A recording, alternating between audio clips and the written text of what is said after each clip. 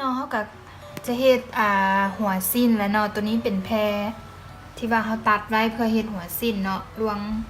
วงกว้างตัวนี้จะแม่น4 ซนตัวนี้เป็นมาตรฐานเนาะอันนี้เอิ้นว่าเจียผ้ากาวเนาะตัวนี้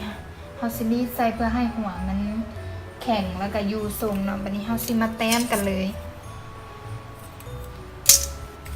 เฮาแต้มจากฐานตัวนี้เนาะ 0.5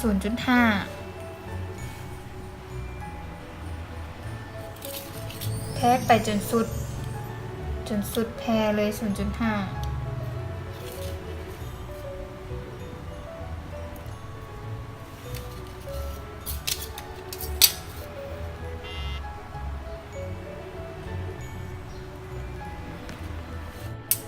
อันนี้เขาก็ขีดเนาะ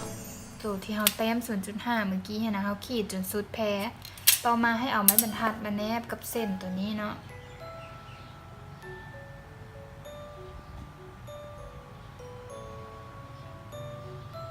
แนบสมัยบรรทัดแล้วเราก็ขีดเลย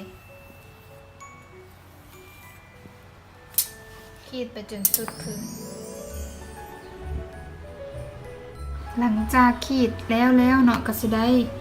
2 เส้นแบบนี้เนาะต่อไปแม่นเฮาสิไปรีดตามเส้นที่เฮาได้ขีดไว้นี่เนาะแล้วเฮาก็จะมาต่อกับหัวสิ้นเลย